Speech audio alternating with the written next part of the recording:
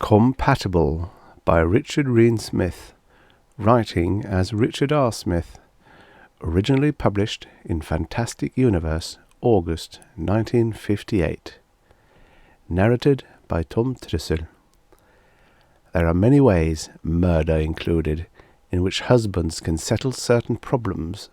This was even more drastic. George stood by the fireplace, his feature twisted into a grimace. "It's hell, I tell you, a living hell."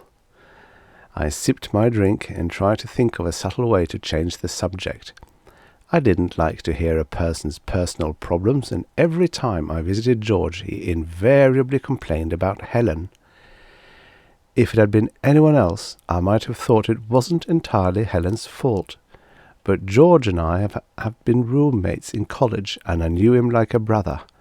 He was a person who got along with almost everyone, intelligent, easygoing, and likable.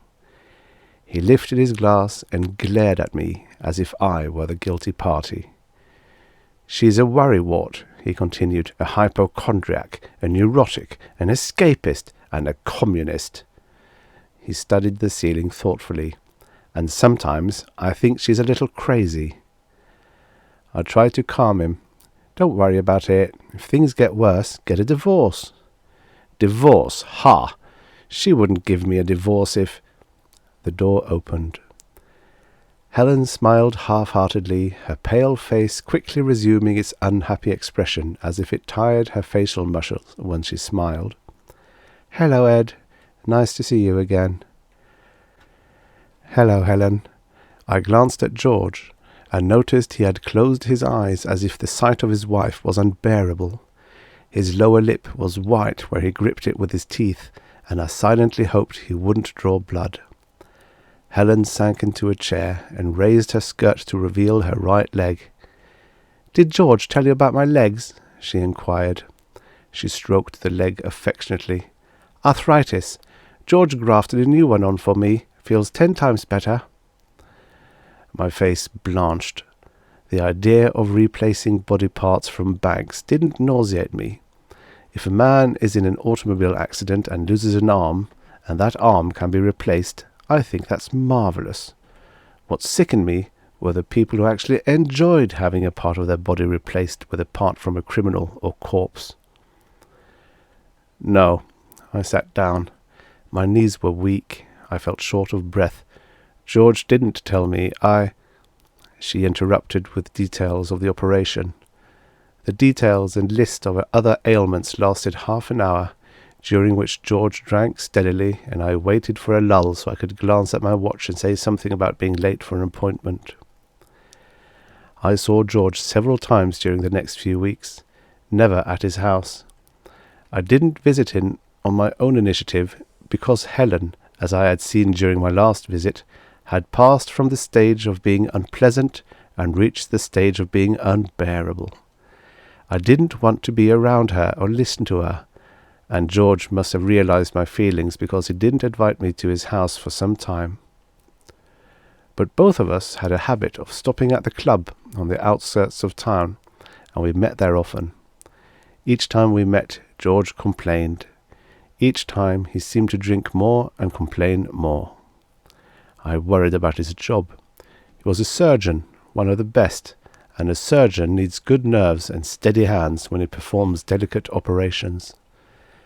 I urged him to get a divorce, but he said he didn't want one. "I love Helen," he said one time.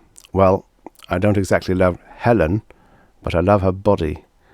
It's like the old saying about marrying a girl because she's pretty is like picking a rose by looking at the stem. We're all different, you know, and we all have different tastes.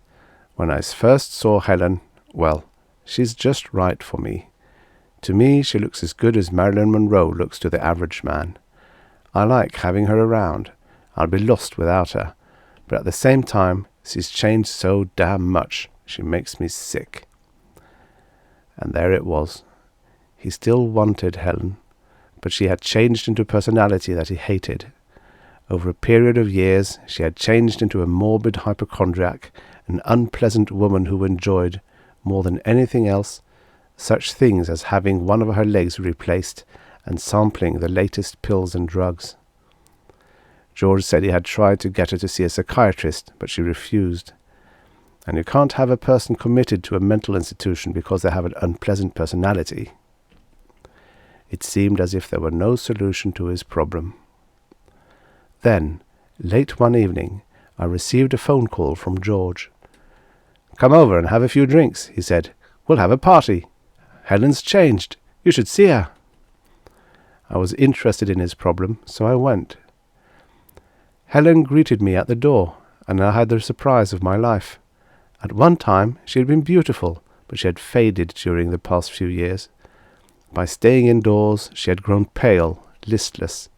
As her personality changed, it had also changed her features, and her eyes had developed a sleepy, lifeless look, and deep lines had formed on her face. But the Helen who greeted me that night was not like that. Her face had a healthy flush, her eyes sparkled, and she seemed vibrant, bubbling, just like the Helen I had known so long ago.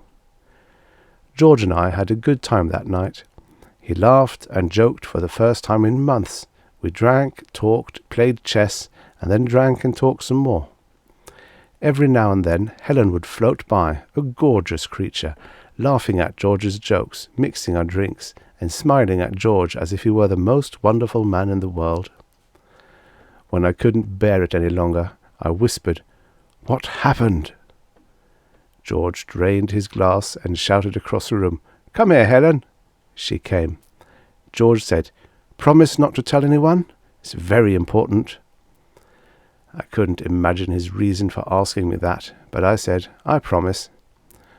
"Well," George explained, "I can't take all the credit. I'm a fairly good surgeon, but Lucas had the hardest job. We did it together. Do you know Lucas? He's an electrical engineer, a genius. He designed that electronic calculator at—" "Show him," Helen interrupted. "Show him." She was giggling, laughing, almost jumping up and down with joy. I thought, she's her old self again, cheerful, bubbling over. George said, "I finally realized what she needed more than anything else."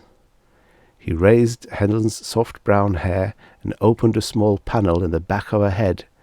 In the recess was a maze of tubes and electrical wiring. "She needed a new head," George said.